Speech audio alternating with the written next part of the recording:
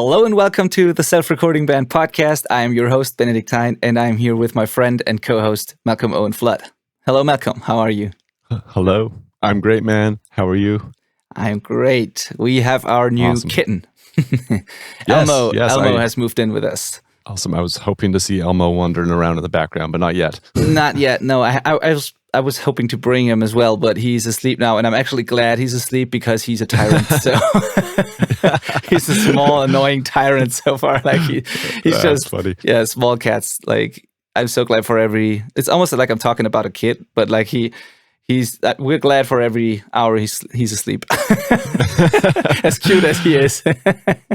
Yeah, just unlimited energy, I'm sure. Yep, for sure. That's great. Yeah.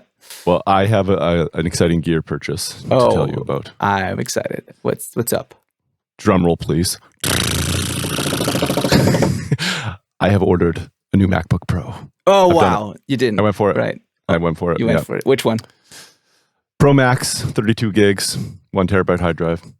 So you maxed it out. It'd be sweet. You maxed it out, like the CPU. Pretty much. I mean, you can go higher in storage and you can have more RAM if you want, but it's that's a crazy amount of power for audio production. Yeah.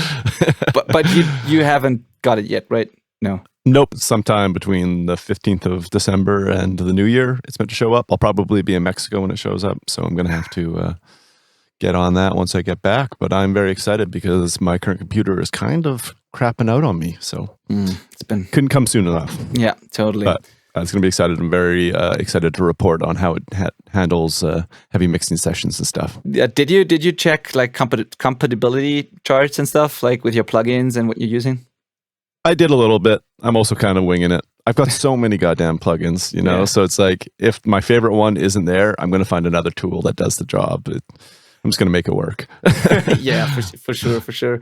Oh, I can't wait. I can't wait to hear what you say about this. Like, yeah, this is going to be a big step forward compared to your machine now. And it's a crazy thing to say because you were on a 2016 MacBook Pro, so you'd assume it's a powerful machine.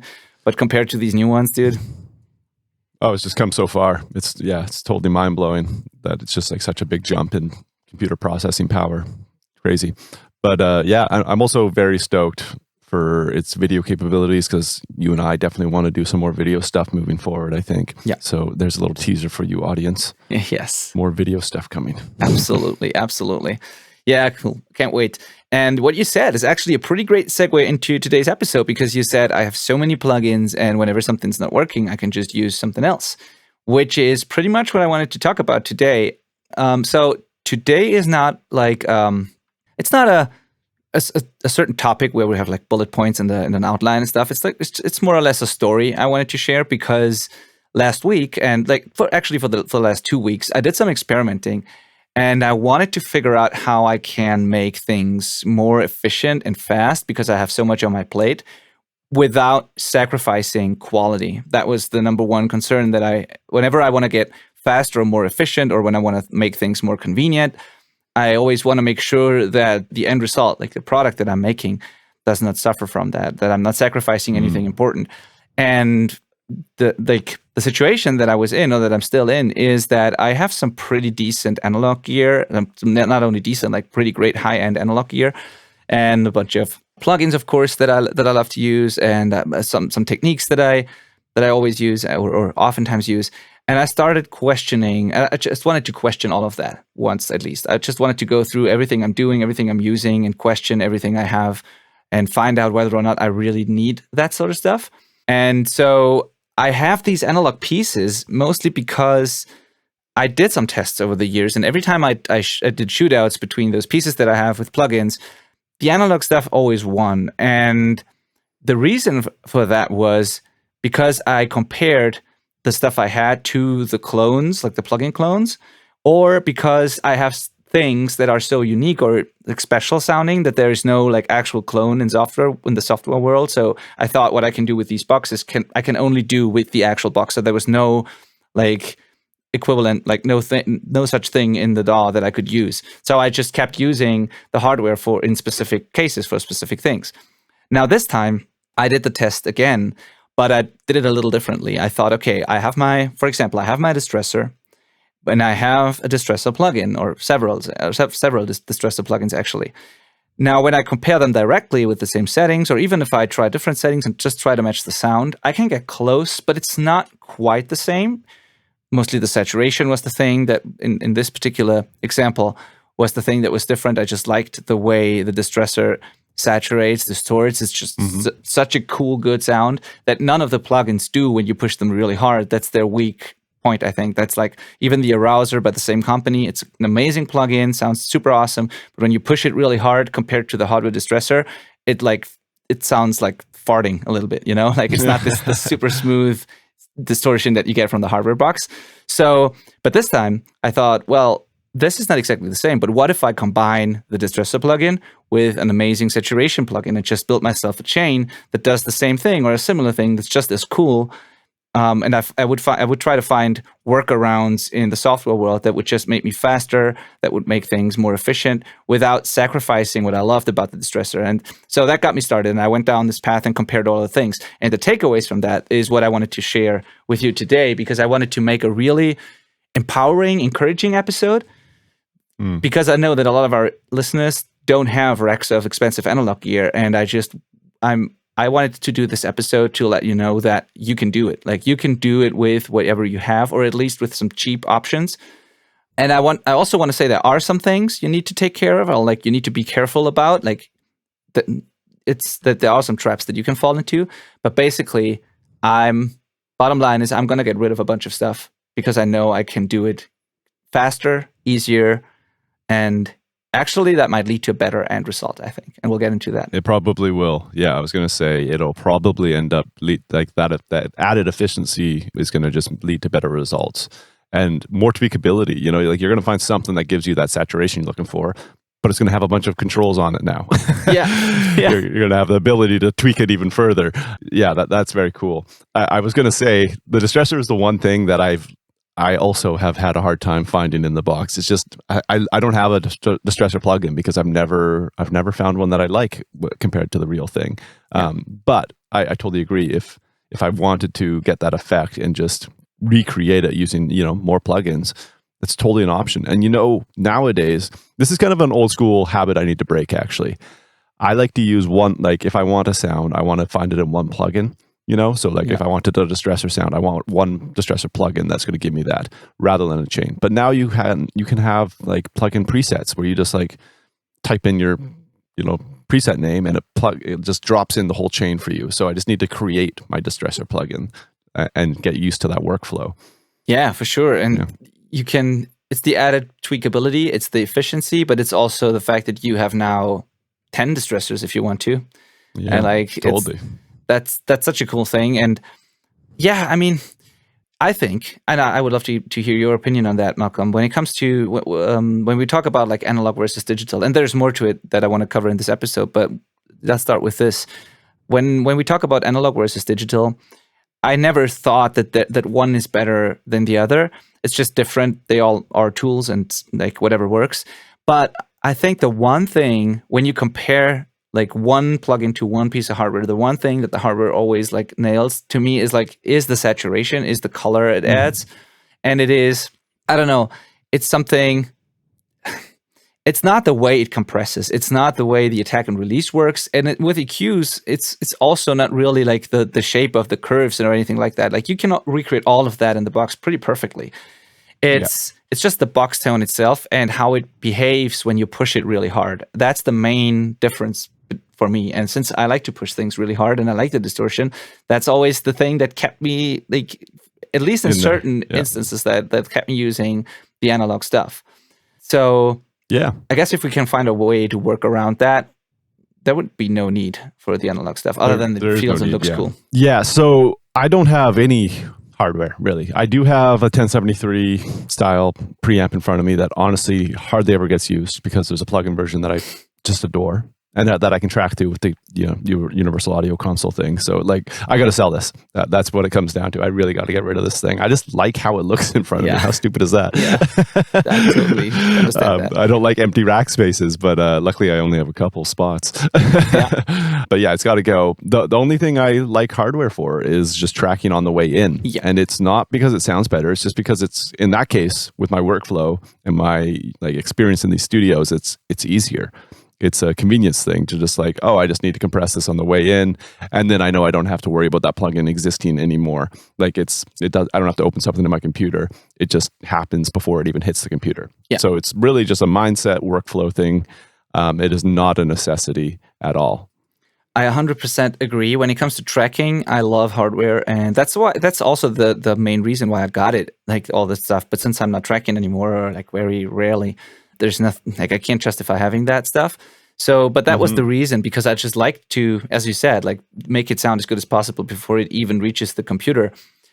That being said, that brings me to the next thing that I wanted to talk about on this episode, and that is convenience versus sound quality, because we always need to be careful to not sacrifice something important just because of convenience.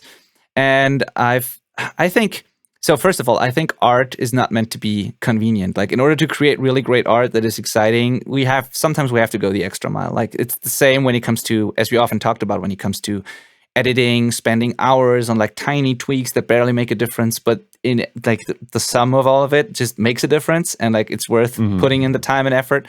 So it's not about making everything as convenient as possible. It's just about eliminating the stuff that just doesn't make a difference, or that actually might make us slower and therefore less objective over time and all of that. So there's this balance here. And I think when it comes to the tracking, if you have really great gear that you know how to operate, then that is awesome. And I think it's worth having that when you record. It's better than just recording boring tracks and then doing everything in the box.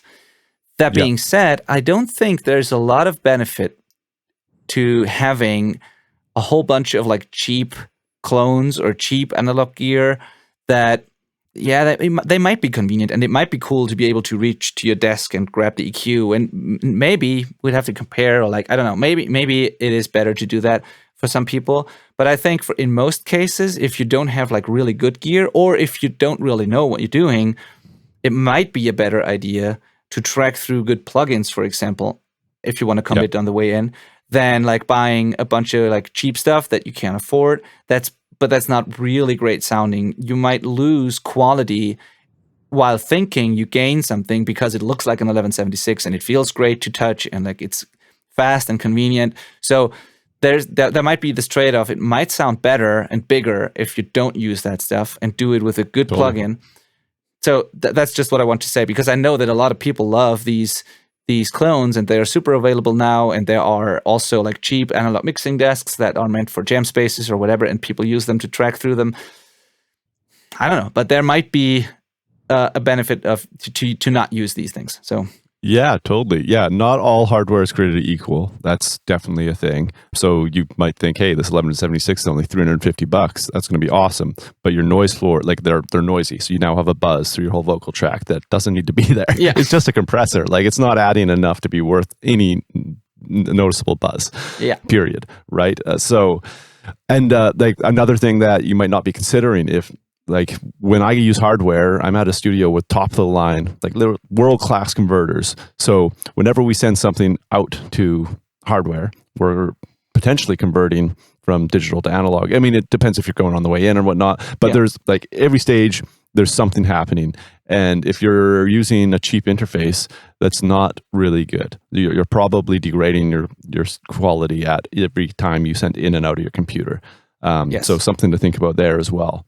Yes, 100% agree. So the way I look at it is, I think when we purely talk about sound, I think that really great analog gear is better than plugins in many cases, but not much better, not like very much better. And then, but good plugins are better than cheap analog gear usually. And I think that's the hierarchy. And it's only worth using the very high-end analog gear if you know what you're doing with it, you have good enough converters to make use of it, or like on the way in, if it makes you, if you know what you're doing, and if it really makes you more efficient or faster or more creative, if it inspires you. That can also be something we could talk about, like when you just like creating more when you use these things, maybe that's worth it. So, but only then. And like, in all other cases, I think you're better off using a very good plugin instead of the hardware. And I think I think that's basically how I look at it, how I view it, and the same thing is true for workflow things that we do, or for certain things we just do without ever questioning. Like, I did not only compare hardware to plugins, I compared certain ways of doing things in general. Like, for example, I compared parallel drum compression on an actual send and return versus just putting a compressor on the drum bus and using the wet dry knob, which is essentially the same thing. But maybe one is faster than the other, or more convenient. And if it's more convenient, do I get the same sound, or do I treat it differently? Do I sacrifice something? So I just questioned all these things and tried different workflows. And some things I'll keep doing, not because they are technically better, but just because I get better results doing them because of the way I think about these things and the way my brain works, and I view routing and all of that. But some things can actually be done simpler and therefore quicker, and I will be more objective throughout the session if I just save some time there. And like there's this trade-off. So, but I always, and that's the thing I really want to point out, is I always think about and compare the actual result, and I never want to do something just because it's convenient. So, right, this is the main thing here, because I see this discussion sometimes lead to the conclusion that efficiency and workflow is everything, and you got to be fast, and you can just use plugins, and hardware is not worth using, and all these things. And that is not entirely correct. Like, some of it is correct, but it's only if you really compare, only if you don't sacrifice the end result. Like, all that matters is what comes out of the speakers. And that's really how I want to think about this whole conversation. So, yeah. It just kind of made me think that I tracked an album last April or May or something, and we did it in the jam space with the band. I think I probably talked about it at the time, the band's Vogue Villains, and we decided we weren't going to a studio to do it, and we cut it in their jam space. So we didn't have hardware at all, just in the box stuff. And I'm kind of now realizing I'm about to be mixing it very soon. And finally. And it made me kind of think, it's like, we got really, really good results. Like, some of the best results that I've ever had. Like, I'm thrilled with it, and I can't wait to mix it because it already sounds insane. And it's like, okay, so we didn't have hardware to think about, to focus on. So what did we focus on? Like, well, because we were saving money on studio, I insisted on a drum tech and new drum skins for both sessions. It was two different sessions for drums, separated from each other, and the drum tech was there both times. That paid off huge. We had a mountain of guitar strings, and guitars. Just like, hey, we had every guitar bass covered you can think of, and different amps and stuff like we just went really big on the things that I knew that counted. Like we 80/20'd it, and it was like, this is going to give us the biggest bang for buck. Let's go double down on that and not worry about all this other stuff. And it paid off so huge. So that's just like a perfect example of like, Benny, sell all that gear, and it's just going to make room for stuff that actually matters. Oh, yeah. And like, talking about convenience, it's not really convenient to use a different guitar on every single part or song, or to change strings all the time and take care of the tuning. Like, all of that is the opposite of convenience, but you still do it because it matters. But other things don't matter as much. So you don't really, you should allocate your time and your money and all your resources to things that actually move the needle. So, yeah. 100% agree. Yeah, but it would be a very wrong decision to say, let's just do everything with this one guitar and let's just not change strings because that's convenient and fast. So that would be like not a good thing to do.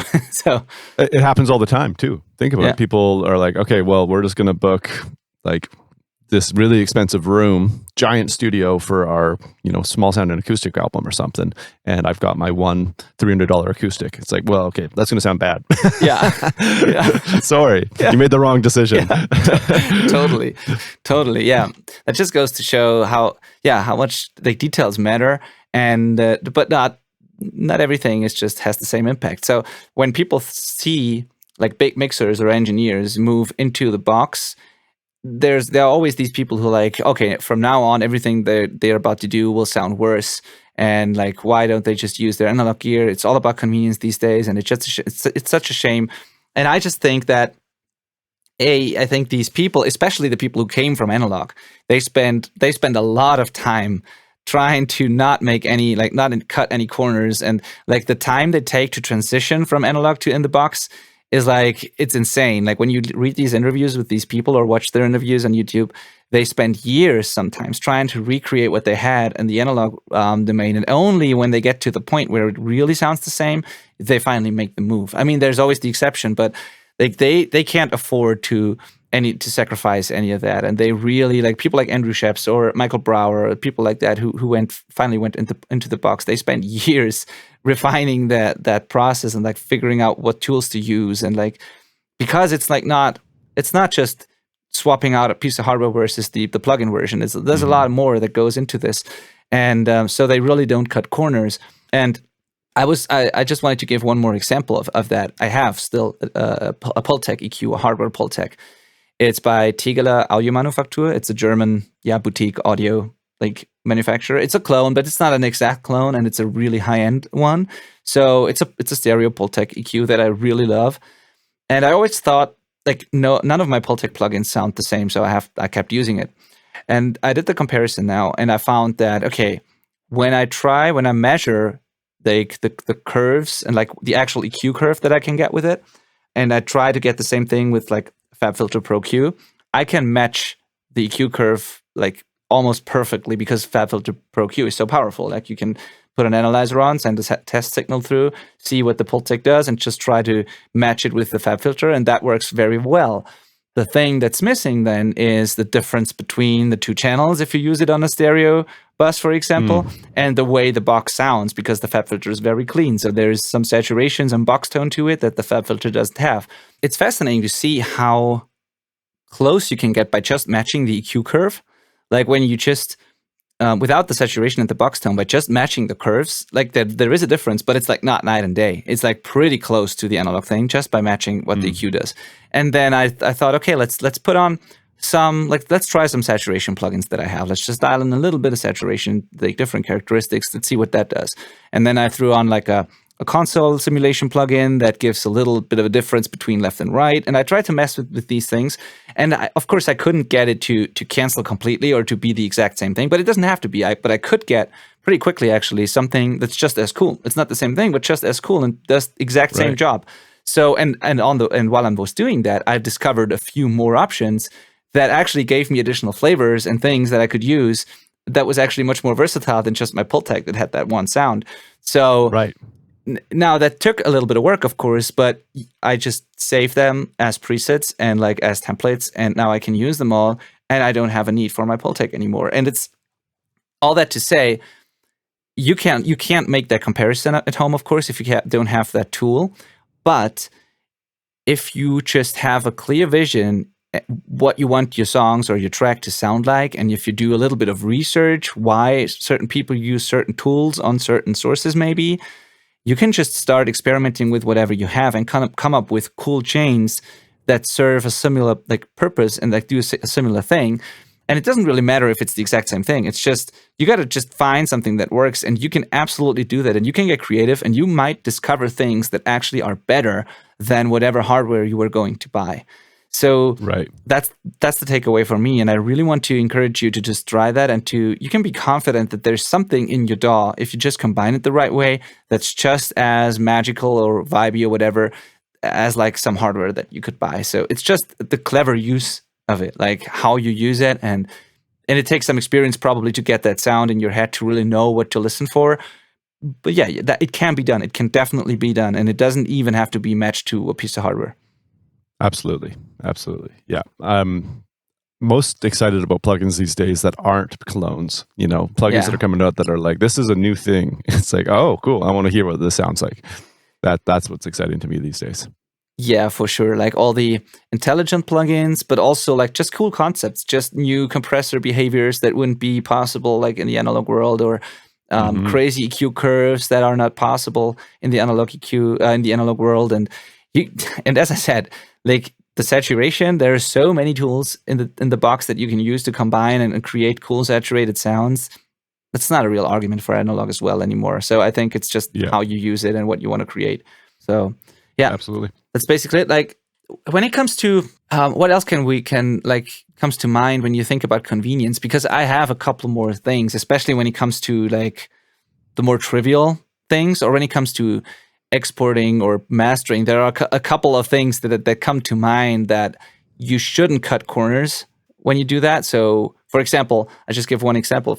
If you, and I heard, who was it? I heard a mastering guy on a Facebook Live recently, who talked about that, and that really stuck with me when he was saying, okay, so he was basically agreeing that there are things that can be done easier and faster, and you're not losing anything, but there are things that you should do properly. For example, if you have a stereo track, a finished mix, and there is a problem on an individual source, and it's really just that source, instead of being lazy or convenient and like notching it out on the master, or I don't know, any edit to the master that solves a specific problem on one track, instead you should go back to the multi-track session, fix it there, print it again, and then go to the mastering, even if that requires like a lot of back and forth and stuff like that. But you would sacrifice something if you would just be lazy and fix it in the last step, or like things like that, So there are things and like workflow things that people do all the time just because they think, oh, like it won't matter,